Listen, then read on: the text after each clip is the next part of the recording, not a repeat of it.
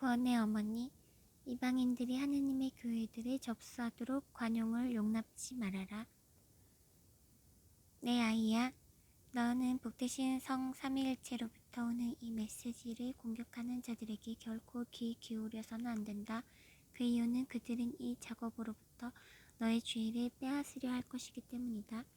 기억하여라. 이 사명은 그것의 진지함 때문에 다른 어느 때보다 공격을 더 많이 당할 것이다. 비웃음, 조롱, 그리고 비판은 너가 최종 메시지를 받을 바로 그 마지막 날에 이르기까지 계속될 것이다. 이 메시지를 불신시키려는 계획은 강렬해질 것이며 증오심은 증가할 것이다. 그러니 부디 준비를 갖추어라. 이 메시지는 믿는 자들에 의해 혹은 믿지 않는 자들에 의해 무시될 수가 없다. 그 이유는 하느님의 말씀은 결코 간과되지 않을 것이기 때문이다. 바로 지금 세상에서 하느님께 맞서는 증오심은 곳곳에 있으며 이 시대에 하느님의 말씀을 선포하는 자들은 고통받게 될 것이다. 하느님께서 당신 자녀들에게 이방신주의, 즉 이교도주의의 위험을 경고하시기 위해 초기에 당신 예언자들을 보내신 이래로 진리는 언제나 거부당하여 왔다. 이방신주의, 즉 이교도 진리는 진리이자 하느님의 말씀의 정반대이다. 거짓 신들을 영광스럽게 하는 그 불쌍한 영혼들은 내 아버지를 크게 분노하게 하신다. 내 아버지는 질투하시는 신이시다. 그 이유는 모든 것이 시작된 것은 내 아버지를 통해서였기 때문이다. 내 아버지는 전능하시다. 내 아버지는 애정 깊은 하느님이시지만 내 아버지의 분노는 이교도인들이 내 아버지를 사랑하는 자들을 감염시킬 때 그들은 두려워해야만 한다. 하느님의 자녀들이 하느님을 믿는 자들과 하느님의 사랑하는 아들 예수 그리스도를 통하여 하느님을 흠숭하는 자들이 모든 영혼, 모든 종교와 일치하려 할 때 매우 조심해야만 한다. 인종, 신앙 고백 혹은 국가를 고려하지 않고 하느님께서는 당신의 모든 자녀들이 서로 사랑하기를 원하신다. 하느님께서 허용치 않으실 것은 그리스도교 교인들이 그들의 교회 내부 안에서 이방인들을 끌어안는 것이다. 이교도인들을 끌어안는 것이다. 이러한 일이 발생할 때 이교도들은 그리스도교의 모든 흔적을 없애버릴 것이다. 그 이교도는 진리, 하느님의 말씀을 제거하려고 하느님께 모욕을 가하고 있으며 거짓말이 진리를 오염시켜 여지를 남겨둔다. 그것은 완전한 멸망으로 이끌기에 하느님의 예언자들은 이교도주의를 포용하는 것의 위험을 인류에게 경고하였다. 이 일이 발생할 때 이 혐오스러운 것을 자신들의 교회 안으로 허용하는 민족들은 자비심을 거의 보게 되는 일 없이 나가 떨어지게 될 것이다. 이방인들이 하느님의 교회를 접수하게 관용을 용납치 말아라.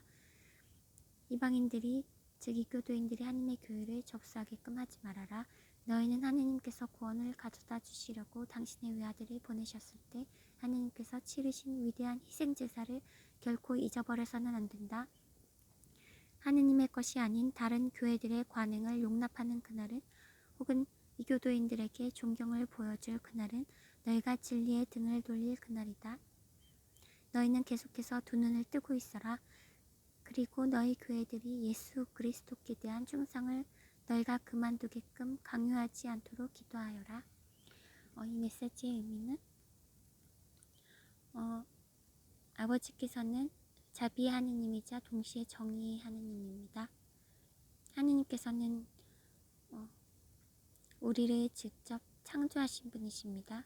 그래서 다른 거짓된 신을 자녀들이 따라가는 것을 보실 때 질투의 감정을 느끼시면서 분노의 감정 또한 생기실 수밖에 없습니다.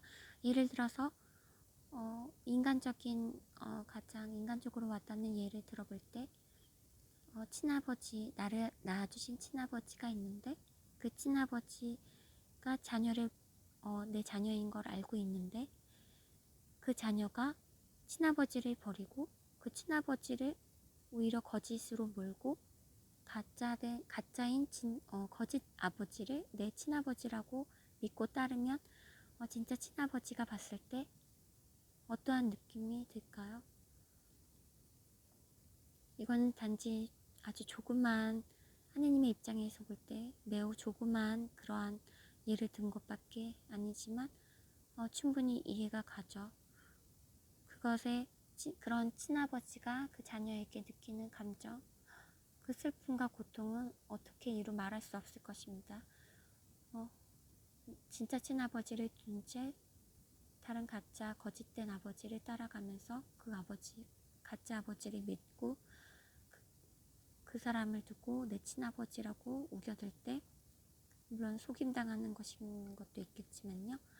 그럴 때 그 친아버지가 그 장면을 바라볼 때 느끼는 감정을 약간이라도 생각해 볼 때 하느님은 근데 그것에 수만 배로 고통스러우실 것입니다. 그리고 하느님께서는 분명히 말씀하셨습니다. 죄를 미워하되 사람을 미워하지 말라. 그것은 죄는 하느님께서 절대 받아들이지 않는다는 뜻이기도 합니다. 죄인은 물론 우리가 죄인조차도 끌어안아야 하지만 그 하느님께서 죄인을 포용한다는 그 의미는 죄까지 끌어들이라는 말은 아닙니다. 그 죄를 반드시 끊어내야 한다고 말씀하셨고 죄를 끊어낼 수 있도록 기도를 해주라고 말씀하셨습니다. 그것이 진실한 사랑인 것이죠. 왜냐하면 죄를 끊지 않고 모든 것을 그냥 좋다고 받아들이면 그 사람은 우리가 그것을 다 받아들인다고 해서 그 사람이 천국에 갈 수 있는 게 아니라 오히려 지옥에 가게 되는 것이죠. 그 죄를 안고 죽는다면요. 죄는 반드시 고쳐져야만 합니다. 끊어내야만 하고요. 반드시 회개를 해야만 합니다. 그런데 교회에서 즉 성당에서 그 죄까지도 포용한다는 것은 그 사람이 지옥에 가게 그냥 내버려 두는 것입니다. 겉으로 관용이라는 이름으로 그냥 허울만 좋은 것 뿐이죠. 그냥 겉으로 인간적으로 내 죄까지 받아주고 난 죄인인데 내 죄까지 포용해 주니까 인간적으로 편한 것이죠. 그래서 인간의 비위를 맞추는 그러한 인본주의를 교회에 들여보내서는 안 된다는 것입니다. 인본주의는 인간의 지옥으로 이끌 뿐입니다. 인간이 중심이 되어 인간이 하고 싶은 대로 그냥 내버려 두는 것, 그것은 지옥으로 가는 지름길입니다. 또한 타 종교인과 무신론자들이 당연히 포용해야 되지만 그 사람을 하느님을 믿도록 이끌어야지 다른 거짓된 신들을 믿게 내버려 두는 것은 하느님이 원하는 그런 말씀하시는 진짜 사랑이 아닙니다. 진짜 진실이 뭔지 진리가 뭔지 정확히 깨우쳐 주어야만 하고 그 사람들을 올바로 이끌어 줘야만 그것이 진실된 사랑인 것입니다.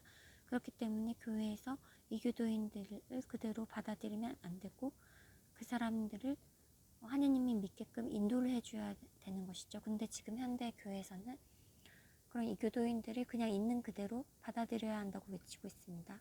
그것은 프란치스코 1세가 거짓 교황이기 때문에 그러한 잘못된 교회가 선포되는 것입니다. 그러한 설교가 선포되는 것이죠. 그것은 분명 거짓 사랑입니다. 자신들의 목표는 오직 그 적그리스도의 목표는 인간을 지옥으로 보내기 위한, 즉 하느님으로부터 영혼을 훔쳐내어 사탄에게 이끌게 하는 것이기 때문에 그러한 현상이 그러한 거짓된 교회를 사람들에게 선포하는 것뿐인 것입니다.